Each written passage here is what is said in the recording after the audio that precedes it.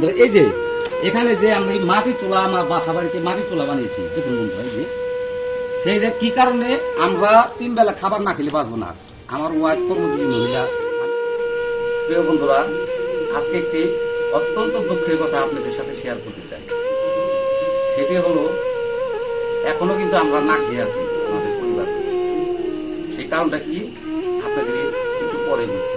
সেটা হলো, ছোটবেলা যেমন আমরা পড়েছি যে মৌলিক অধিকার হলো 5টি, সেই ফান্ডামেন্টাল রাইটস 5টি অধিকারের ভিতরে, এটা আমরা সবাই জানি। কিন্তু যখন আমি আইন শিক্ষা লেখাপড়া করি, তখন আমার স্যার আমাকে জিজ্ঞেস করেছিল, আচ্ছা বর্তমানে মৌলিক অধিকারের চাহিদাগুলো কি? আমি কিন্তু বলেছিলাম 3টা জিনিস। সেই 3টা হলো কি? গ্যাস, বিদ্যুৎ, পানি। চলুন বন্ধুরা, চলুন করে দেখে আসি সেই 3টা মৌলিক অধিকারগুলো আপনাদের আমি একটা একটা করে দেখা দিচ্ছি। সেই মৌলিক অধিকারগুলোর ভিতরে আমি যেমন বলেছিলাম 3টা, গ্যাস, বিদ্যুৎ, পানি। প্রথমে আসি আমি গ্যাসে। দেখুন বন্ধুরা, এখন বাজে কটা? রাত 11:30টার কাছাকাছি। দেখুন বন্ধুরা, এখন আমরা গ্যাস পাচ্ছি। দেখুন দেখুন বন্ধুরা, দেখুন দেখতে থাকুন। এখানে কিন্তু একটা ফুটাও গ্যাস নেই। যে গ্যাসটা আসবে কখন, সেই গ্যাসটা কখন আসবে আপনারা নিশ্চয় ভালো জানেন। যারা বাসা বাড়িতে থাকেন তাহলে আপনারাই বলুন। এই গ্যাসটা আসবে রাত 12:30টার দিকে। রাত 12:30টার দিকে যদি আসে, তাহলে আমরা যারা কর্মজীবীরা আছি, বিশেষ করে আমার ওয়াইফেরা যারা কর্মজীবী মহিলা আছে, এরা যদি রাত 11:30টার দিকে কখনই বা রান্না করবে, তখন এর জন্য পরিত্রাণ পাওয়ার জন্য বন্ধুরা দেখুন যে এটা আছে, সেটা কিনে নিয়েছি। এটা 2টা, আবার এখানে দেখুন রাইস কুকার। এই রাইস কুকার আর 2টা একসাথে চলে না, মিটার তাড়াতাড়ি পড়ে যায়। কেন পড়ে যায়? 2টা লোড ভালো মতো নিতে পারে না। তারপর দেখুন বন্ধুরা, এই যে এই 2টা গেল, গ্যাসের পরে আসলো কি? বিদ্যুৎ। আমি গ্যাস, বিদ্যুৎ, পানির কথা বলছি।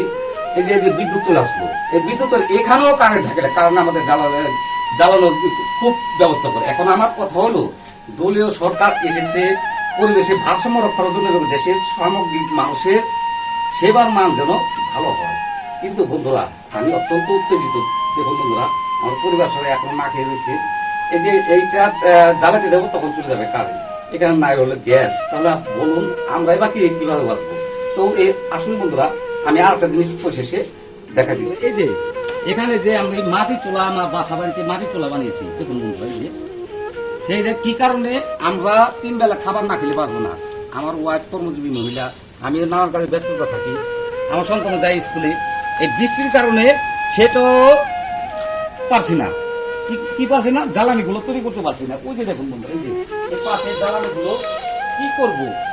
আমার বাড়ির গাছের থেকে এনে আমি যদি নিচে দেখাই, জ্বালানি মোটামুটি ভালো স্টকে রাখছি। স্টকে রাখার পরেও আমরা সেই মৌলিক অধিকারগুলো ভোগ করতে পারছি না। আমি একটি কথাই বলবো বন্ধুরা, প্রিয় ভাইরা, আমার কথা একটু যায় না থেকে আমার মতো যারা আবাসিক বাড়ি ঘরে আছে, বিশেষ করে মা বোনরা, এরা সবাই বলবে, ইউনূস সরকারের আমলে কিন্তু এই গ্যাস এভাবে সংকট তৈরি হয়নি। কিন্তু দলীয় সরকারের কাছে আমাদের প্রত্যাশা ছিল, অনেকই প্রত্যাশা ছিল। কারণ আমি কিন্তু খুবই উত্তেজিত এই কারণে যে না খেয়ে যদি একটা মানুষ না খেয়ে থাকে, তাহলে কতদিন বাঁচবে? ইউনূস সরকারের আমলে কিন্তু গ্যাস এভাবে যায়নি, টিপে থাকতো। এখন তো টোটালি নেই। তাহলে বন্ধুরা, আপনারাই বলুন, আমরা কি বেঁচে থাকার অধিকার নাই? এই সরকারের কাছে কি আমাদের এই দলীয় সরকারের কাছে কি আমরা বলতে পারি না যে আমাদের বেঁচে থাকার অন্তত পক্ষে এই মানবিক দৃষ্টিগুলোর প্রতি একটু খেয়াল রাখুন? তার কারণ কি, আর নিজের পেটে আহার থাকলে তাহলে সে দেশটা ডেভেলপ হবে। তো যাই হোক, এই সরকারের প্রতি আহ্বান জানাবো, এবং আমার সাথে যারা আমার এই ভিডিওটা দেখবেন, অবশ্যই লাইক, শেয়ার, কমেন্ট করে পাশে থাকবেন। এটা নিয়ে জনমত তৈরি করবেন।